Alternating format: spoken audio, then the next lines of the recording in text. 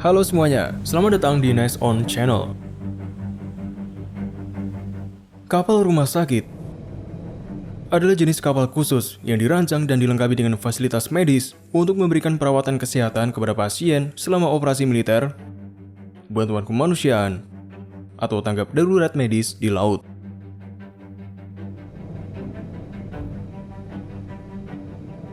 Sebagian besar kapal ini dioperasikan oleh militer, terutama Angkatan Laut, dan biasanya digunakan di atau dekat dengan zona perang.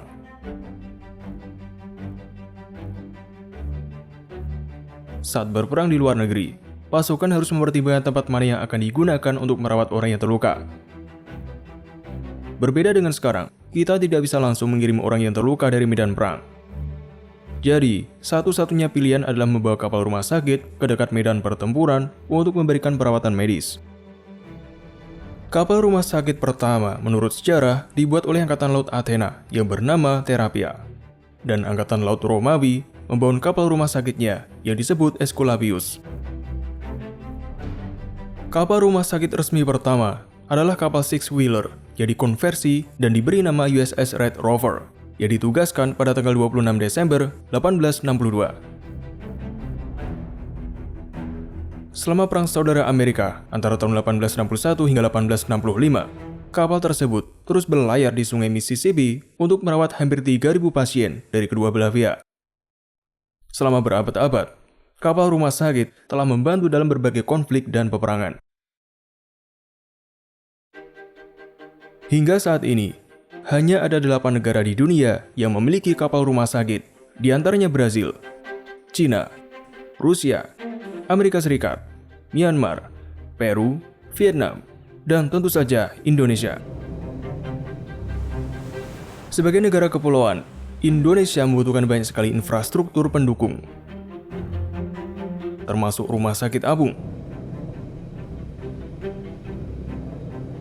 Ia dapat berpindah-pindah dari satu pulau ke pulau yang lainnya dengan masyarakat yang mayoritas hidup di pesisir pantai. Kabar baiknya, hingga saat ini, Indonesia telah memiliki sebanyak 4 kapal rumah sakit. Di antaranya adalah KRI Dr. Suharto, KRI Semarang, KRI Dr. Wahidin Sudirohusodo, dan KRI Dr. Rajiman Widyodiningrat. Di antara 4 kapal rumah sakit tersebut, yang terbesar dan paling baru adalah KRI Dr. Rajiman Widyodiningrat. Kapal bernomor lambung 992 itu diproduksi oleh PT PAL Indonesia dan mulai berlayar pada 19 Januari 2023. Dimensi panjangnya 124 meter, lebar 21,8 meter, dan sanggup membawa 643 orang termasuk pasien. Di dalamnya, terdapat 6 dokter spesialis dan umum, dengan 66 tenaga medis, dan 163 awak kapal. Kapal ini memiliki ruang radiologi, ruang operasi, ruang pos-operasi, ruang isolasi berkapasitas 4 orang, ruang perawatan berkapasitas 158 pasien, ruang bayi, dan ruang bersalin. Ada juga ruang periksa, ruang UGD, ruang ICU, HCU, dan ruang jenazah. Ada juga apotik, laboratorium, X-ray, CT scan, C-arm, panoramik, cephalometric dental X-ray, digital radiography system, USG 4 dimensi, refrigerator bank darah, sentral gas medik, dan generator untuk memproduksi gas oksigen. Peralatan-peralatan medis canggih yang sebagian diproduksi di dalam negeri membuatnya mampu melakukan berbagai operasi besar, baik dalam kondisi kapal bersandar atau berlayar. Kemampuannya setara dengan rumah sakit di darat tipe B. Sedangkan untuk suplai tenaga listrik yang dibutuhkan ke seluruh ruangan tersebut, kapal ini diperkuat dengan generator MDG 5 unit, masing-masing berdaya 565 kW, dan EDG 1 unit 425 kW. Untuk helikopter, KRI Dr. Rajiman Widyodiningrat dapat memuat 3 unit, terdiri dari 2 heli di geladak dan 1 heli di hanggar.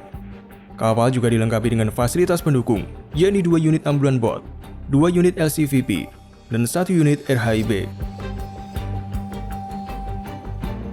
Karena kecanggihan dan kemampuannya itu, Marine Insight menempatkannya sebagai satu dari 8 kapal rumah sakit tercanggih dan terbesar di dunia yang beroperasi saat ini. Kecepatan standar 12 knot dan berlayar non-stop selama 30 hari atau sejauh 16.000 km. Selain pernah dikerahkan TNI AL untuk mendukung pelaksanaan KTT ASEAN 2023, KRI Dr. Rajiman juga sedang menjalankan misi kemanusiaan membawa bantuan rakyat Indonesia bagi masyarakat Palestina.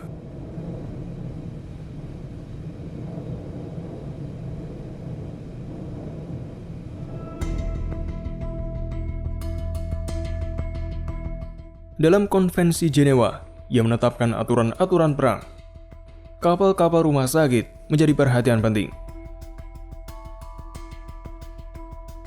Konvensi ini secara khusus menyebutkan bahwa kapal rumah sakit adalah kapal yang secara khusus dan sepenuhnya berfungsi untuk membantu para korban luka atau sakit, dengan syarat mereka tidak boleh membawa senjata atau amunisi. Kapal-kapal ini juga harus dicat putih dengan salib merah untuk mengidentifikasi diri mereka sebagai kapal rumah sakit. Salib merah sendiri adalah simbol global bantuan medis dan kemanusiaan, diusulkan oleh pendeta Swiss Henry Danen pada tahun 1863. Danen membentuk Komite Internasional Palang Merah atau ICRC, yang menjadi organisasi internasional terkemuka dalam bantuan medis kemanusiaan. Lambang salib merah kemudian diadopsi oleh ICRC dan menjadi simbol perlindungan medis universal. Jika kapal rumah sakit tidak dicat dengan simbol ini, mereka dapat diklasifikasikan sebagai objek militer, diberikan peringatan untuk menghentikan segala aktivitas militer, dan bahkan dapat diserang. Selama persyaratan ini dipenuhi, mereka secara resmi dianggap sebagai kapal rumah sakit.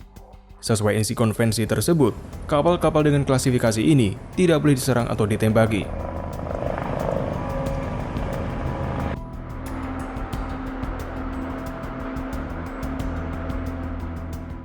Namun dalam realitanya, mungkin bisa saja berbeda jika berhadapan dengan pasukan paling bermoral di dunia.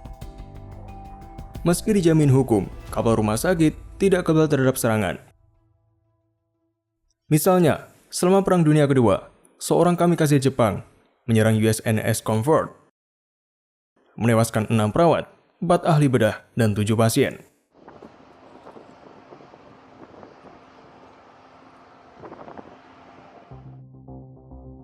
Misalnya, selama Perang Dunia Kedua, seorang kamikaze Jepang menyerang USNS Comfort, menewaskan 6 perawat, 4 ahli bedah, dan 7 pasien.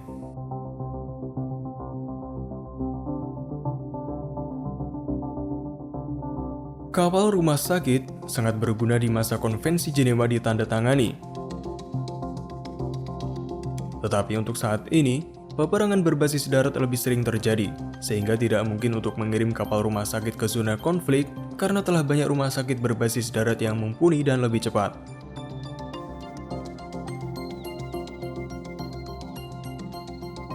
Itulah mengapa hanya 8 angkatan laut di dunia yang masih memiliki kapal rumah sakit. Mayoritas dari kapal-kapal ini relatif kecil dan sebagian besar dikerahkan untuk tujuan kemanusiaan. Tapi sebaliknya, 2 kapal rumah sakit milik AS berukuran sangat besar.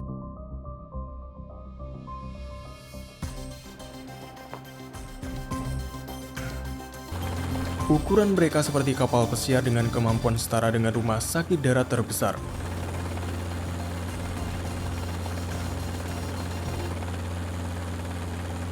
Masing-masing memiliki 1.000 tempat tidur rumah sakit, termasuk 80 ruang ICU.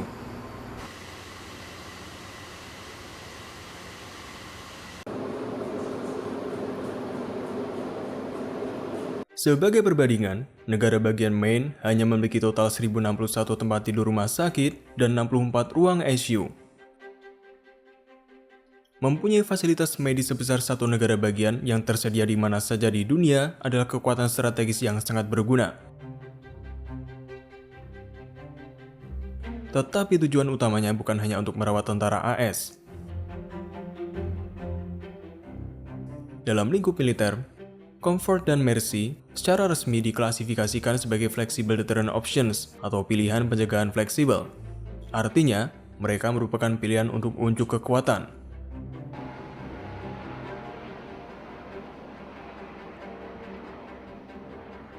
Saat berperang, mengirimkan kapal yang mampu menampung 1.000 pasien mengisyaratkan bahwa Amerika bersedia menerima jumlah korban yang besar.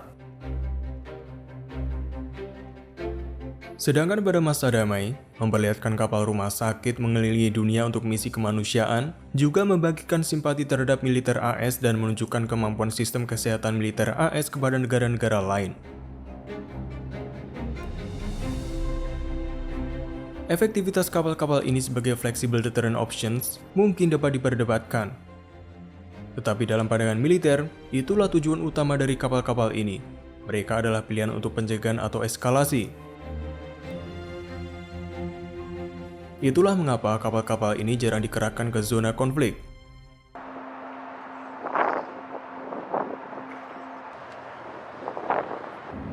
Masing-masing kapal ini hanya pernah 1 kali dikerahkan untuk merawat korban perang. Misalnya Mercy pernah dikerahkan untuk operasi Desert and Storm pada tahun 1990. Dan Comfort untuk perang Irak pada tahun 2002.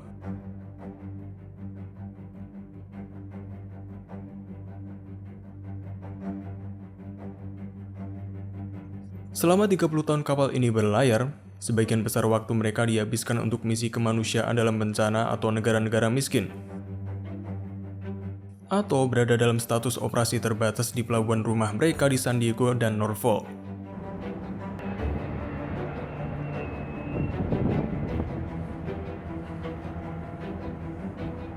Saat berada dalam pelayanan aktif, Mercy dioperasikan oleh lebih dari 1.000 awak. Tetapi sebagian besar waktunya dihabiskan di pelabuhan dalam status operasi terbatas oleh 70 awak yang selalu siaga setiap saat.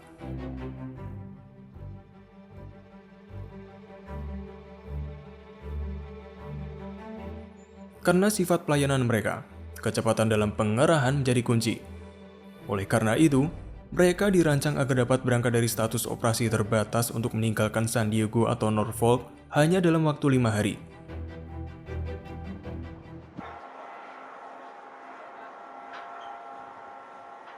Meski mereka dapat dikerahkan dengan cepat, bukan berarti mereka dapat mencapai tujuan mereka dengan cepat. Mercy dan Comfort, keduanya adalah kapal tangki minyak yang diubah menjadi kapal rumah sakit dan masing-masing diluncurkan pada tahun 1975 dan 1976.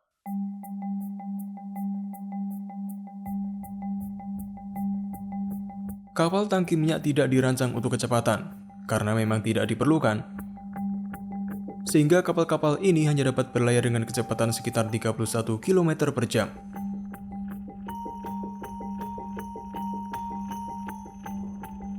Bandingkan dengan kapal induk kelas Nimitz yang hampir 2 kali lebih besar dan dapat berlayar dengan kecepatan 56 km per jam. Jika terjadi bencana, misalnya di Sri Lanka, kapal tersebut membutuhkan 5 hari untuk siap beroperasi secara penuh, serta 20 hari untuk berlayar hingga mencapai Samudra Hindia. Pada saat itu, hampir sebulan setelah bencana, tahap trauma dalam tanggapan medis sebagian besar telah selesai. Inilah alasan mengapa sebagian besar pengerahan kapal-kapal ini dilakukan di dekat wilayah AS. Ukuran yang besar yang memperlambat kapal-kapal ini memiliki tujuan lain. Selain memungkinkan kapasitas besar, kapal-kapal ini cukup stabil sehingga ketika berada di atas air, operasi pembedahan tertentu masih dapat dilakukan di 12 ruang operasi tanpa merasakan gangguan dari ombak.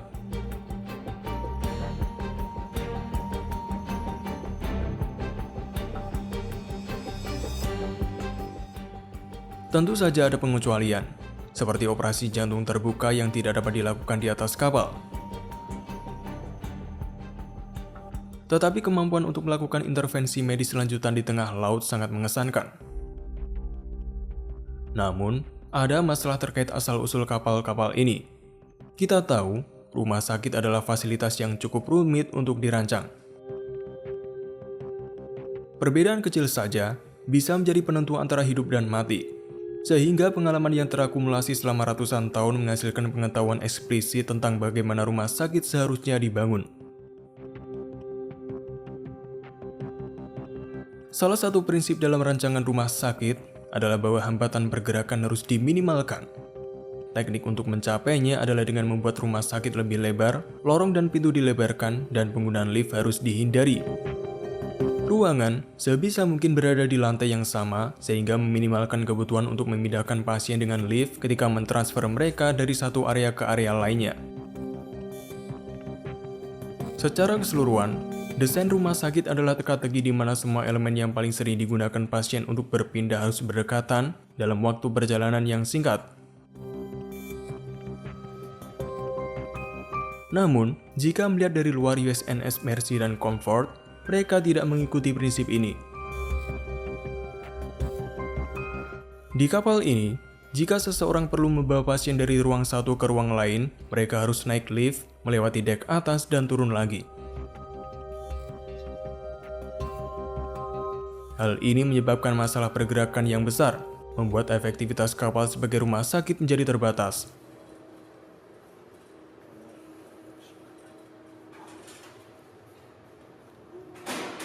Kapal-kapal ini sudah hampir 50 tahun beroperasi. Biaya pembuatan kapal ini termasuk pembelian dan konversi kapal, masing-masing adalah 275 juta atau sekitar 4,1 triliun rupiah.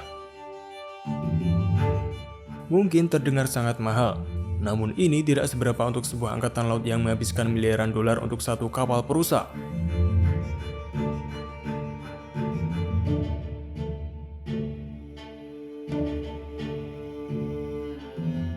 Kapal semacam ini masuk akal untuk tetap dipertahankan untuk saat-saat darurat, seperti ketika terjadi bencana di AS atau di luar negeri.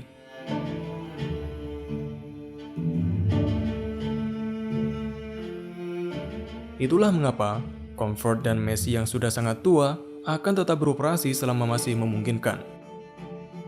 Inilah akhir dari episode kali ini. Bagaimana menurutmu? Tulis pendapatmu di kolom komentar. Dan nantikan episode selanjutnya hanya di Nest On.